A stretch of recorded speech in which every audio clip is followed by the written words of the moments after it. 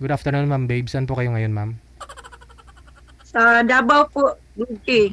Sa Davao. Ilang taon po si Ma'am Babes? 52 po. Pasok.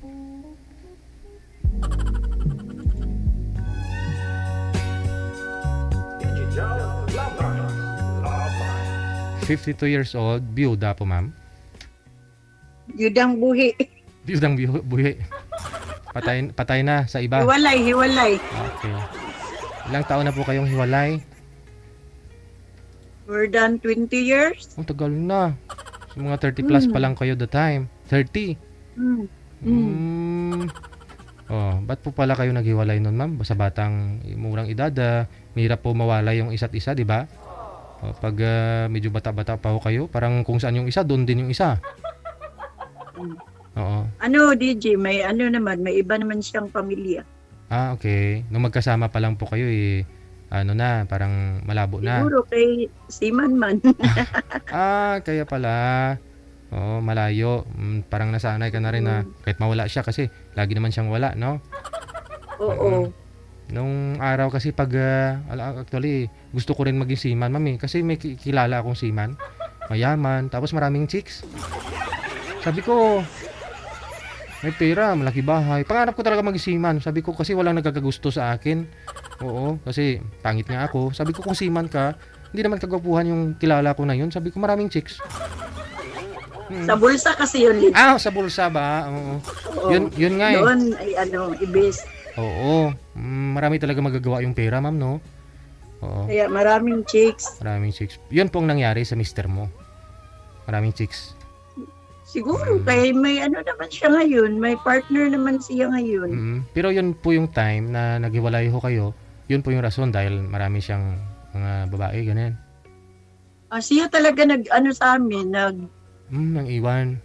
malis o nag-iwan. Ilan po, Siya talaga. ilan po anak ninyo? Yung anak namin, 30 plus na. Nag-iisa lang. Ay, apat. Apat. Apat yung anak. Okay. Apat. So itinaguyod mo yung apat po ninyong anak the time nung iniwan ka. May ano man, binigyan man kami ng ano niya. Support. Pero yung first, nag-ano talaga, inabandon talaga kami niya. Okay. Tapos yung pinabumburadyo namin siya, Oh, napilitan. ng mama ko kasi nag-abroad ako dati sa Abu Dhabi. Tapos yung mama ko nagpabumburadyo sa kanya. Tapos yun, nagsuporta siya sa mga anak ko. Oo. Kasi kasal po kayo, no? Oo. Pwede po ninyo Oo, kasal. Oo. Mm-mm.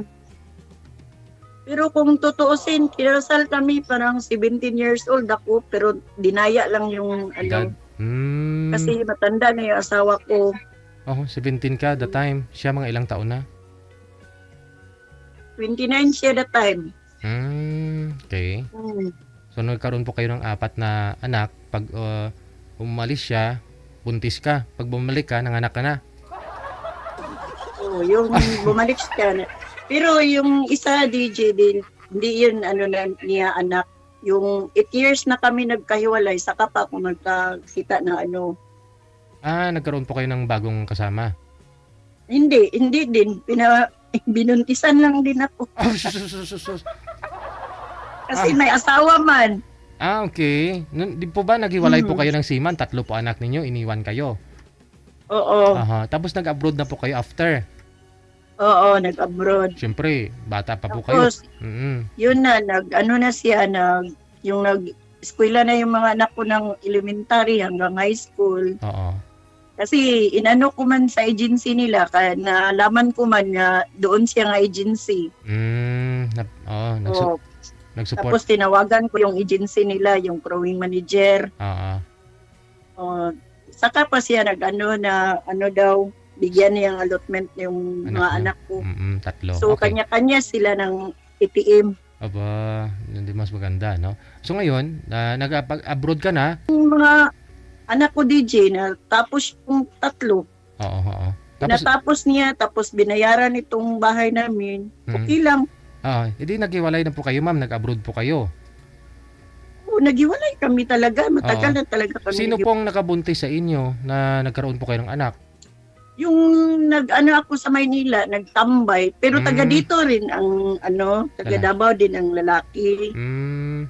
So nagkita kami, pareho lang kami ng subdivision ba. Tapos yung nakita niya ako, tapos yung umalis ako papuntang Manila, Hmm. punta siya dito sa bahay, kaya naghingi ng number ko doon para puntahan niya ako pagdating sa Maynila. Kaya nagpunta man sila. Oh. Yung nasa Maynila na siya, yun, hindi na niya ako bitiwan hanggang nag-uwi na kami dito sa Davao, nabuntis na ako. Oh. Tapos saan na po siya? Saan ang punta? Doon na sa asawa niya. Ah, may asawa. May asawa man. May asawa po pala, Oo. pero sumama siya sa dyan sa inyo sa Davao. Oo, Ay, sus. Hmm. Oh, tikboy lagi. oh, ba't po kayo bumigay? Kasi alam po ninyo may asawa. Kung mabuntis po kayo, alam mo, iwanan ka din. Kaya nga, natukso lang siguro DJ kasi yung nasa Maynila po, hindi man siya hindi na niya ako tinantanan. Hmm. Ayaw na niya hanggang nag-uwi kami dito sa Davao. Mm-mm. Yun pala, buntis na pala ako, hindi na ako na. Ah, made ng Manila. Gawa ng Manila yung pinagbubuntis mo. Oo, doon man kami sa Maynila. Eh di nung umuwi na ho kayo dyan sa Davao, hindi na po siya sumama. Kasi magbalik sana ako sa abroad. Oh, Kaso wala, hindi nakabalik. buntis. Hanggang yung nag-eskwela na yung mga anak ko. Hmm. Tapos, hanggang natapos na, pagtapos ng anak ko, yung nagsiman na din yung eldest ko. Good Tapos yung pangalawa ko, nurse na, nagpunta Mm. na din siya ng Thailand. Yung pangatlo. Tapos pag-graduate ng pangatlo ko, kasama na kami nagpunta doon sa Thailand. Mga 3 years ako doon kasi mga 8 years din yung anak ko nga nurse doon nagtrabaho sa Pattaya International Hospital. Opo. Pero itong bunso mo, maliit pa ho yan kasi malaki yung gap. 18 years old din siya ngayon, DJ. 18 na. Oo. So Mm. yun na lang po pinapaaral ninyo. Ito na lang, pinapaaral ng anak ko na eldest. Yung seaman. Oo. Oh, Caring-carry ah. Pero ikaw po, anong pinagkakabalahan mo ngayon, ma'am? wala di. Wala, dito lang sa bahay. Oo magkano lang man po siguro makain? Kasi bago lang kasi ako mga ibang bisis sa tapo na hospital kasi nagababa yung calcium ko. Ay. Kaya yun, yung mga anak ko, ayaw man nila magtrabaho. Pati maglaba, ayaw daw para di daw kumakapo. Oo. Para di makapoy At saka kung mahina ka kasi, mababa kasi calcium mo, di ba? Parang nanghihina ka na rin pag mababa yung calcium mo. Oo. Mahirap. May nagamintin ako calcium DJ ngayon. Oo.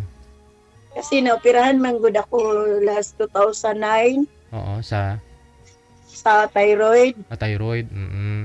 Oh, tapos ngayon yung after 10 years, parang rin siya ba hindi ko man inano yung akala ko hindi yun maintenance yung ininom kong na gamot.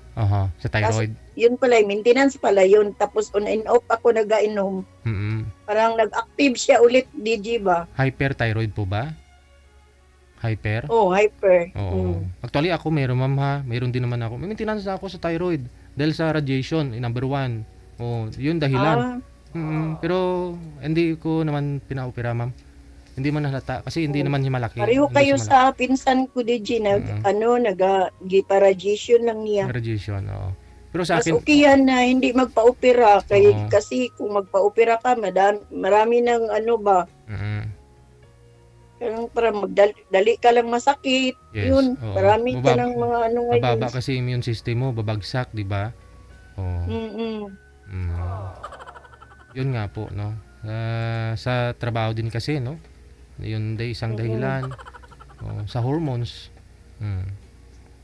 Yun. So nagpatanggal ka. O kasi Dili man lahat tinanggal. hindi ta lahat. Kaya ayaw na din ako magpa-opera. Uy, kaya takot na nga din ako kung total good. Tanggal lahat. Pero sa awa naman ng Diyos, alam mo kasi ma'am, kaya mataba po ako nung nakaraang buwan. Marami pong nakita ko, FT4 ko mataas, kaya hyperthyroid ako. Pero after 3 months lang ma'am, okay na. Tumalab sa akin yung gamot. Sa awa namang Diyos. Nag- Oo. Disiplina lang din. Nag- Kasi, kaya nga isang dahilan Oo. daw yung kape. Kaya Oo, mahilig ako sa yung kape. mga kape, Oo. Coke, Kaya never yung ako... mga chocolate, yun. Chocolate, yes. Kaya hindi ako kumakain chocolate, di ako nagkakape. At saka disiplina na rin, no? Habang iniinom yung iniinom yung maintenance. Pero ngayon na ito na lang. Tapos gawas sa maintenance, DJ, nag-ano din ako, nag-barley. Oh, barley. Yes. Oh. Usapang health. Binilhan man ako ng anak ko yung dumating siya sa Japan man siya Mm-mm. nagbaba. Maganda 'yun sa Japan, yung barley sa Japan. Dinalhan niya ako. Oo. Kaya nag-barley ako ngayon. Yes. Kahit may maintenance ako, iniinom pa rin yung maintenance ko. Tuloy-tuloy na po yung maintenance mo pag gano'n natanggal na siya, ma'am. Oo, tuloy-tuloy yan. Habang buhay. Oo, kalain mo 'yun ha. Ingat-ingat ha. Kasi walang pili din naman to. Usually sa mga babae din po ito, ma'am eh. Halos karamihan, yung mga goiter. Mga goiter. Gani man. Oo. Pero yung doktor ko nga nagtaka dahil yun nga po. Bibihira lang sa mga lalaki yung ganun. Sa hormones kasi wala tayong magawa. Meron nga po dun mga bata pa eh. May inoperahan nga dun 14 years old nung nakaraan. Nung Sunday. Saturday. Naalala niyo nung paalam ako maaga Saturday sa live, no? Doon po ako pumunta kasi balik ko sa doktor ko. Oo, nagulat po siya. Kasi nga po yung normal na yung thyroid, yung FT4. Mabuti. Oo. Kasi yun nga dasamahan din ng dasal, ma'am, no? Yung katawan kasi natin puhunan. Oo. Kaya every month ako DJ, nagpa-check up. Check up, Tapos follow up na. may din yung sa Siemens Hospital, yung libre man din kami. Oo. Mga dependent sa anak ko. Mga Kasi anak mo. may man siya, amusop. Hindi mas maganda i-grab Kaya- mo na. Oo, gamitin niyo. Kaya palagi ako yung sa gamot, yun, yung sa mga laboratory, Oo. libre lang. Tapos dito sa namin, government hospital namin, yun, binibigyan kami ng mga gamot, every month. Oo. May budget man kami 3,000 every month sa gamot lang. Tapos sa laboratory, 3,000 din. So, sa akin kasi, ito mga nangyari sa akin dahil siyempre matagal na ako puro computer, ilang taon na rin. Ito yung dahilan, no? Radiation. Siyempre, ilang computer yung nasa harap ko, cellphone. Yun po isang dahilan. No? Bakit tumataas yung FT4 ko? Yun siya, hyperthyroid. No? Kung hindi ka kasi magpa-laboratory, hindi mo naman makikita yan eh. Wala kang naramdaman, wala akong naramdaman actually. No? Pero nung pa-laboratory ako last June, yun, nakita ko na mataas yung FT4. Advice sa akin ni Doc, yun nga po. No? Wala naman daw sa lahi yan, no? Pero sa hormone ng katawan. Sa katawan din ng tao. Yun lang po siguro. At saka, so, ngayon po ma'am, naghahanap po kayo ng, siyempre, boyfriend. Mayroon, bakit hindi? Wow. Mamayang gabi available po kayo, nasa bahay lang po kayo. Mamayang gabi, pa-line up po kayo, ha? Oo. Sige. Ilang taon po kayo ulit, ma'am? 52. 52. Sige. Sige po, ma'am, ha? Good luck, ha? Mamayang Yung gabi. DJ, pwede yung mga OFW. Sige, mamaya. Marami po yan paggabi. Sige. Okay. Mga Sige. anong oras kaya mamayang gabi? 8 p.m. po, ma'am. Alert na po kayo, ha? Sige. Sige, thank you. Sige, salamat. At saka sabi nga ng lulo ko, lalo kang magkakasakit kung wala kang love life. Kaya po doon sa mga sakit, maghanap na po kayo ng love life. Para tambal po yan, gamot po yan yung love life. Yan ang solusyon doon sa mga sakit. Nawawala po yung mga sakit ninyo kapag magkaroon po kayo ng love life. Basta tama lang, wag lang yung mali kasi lalo magkakasakit ka.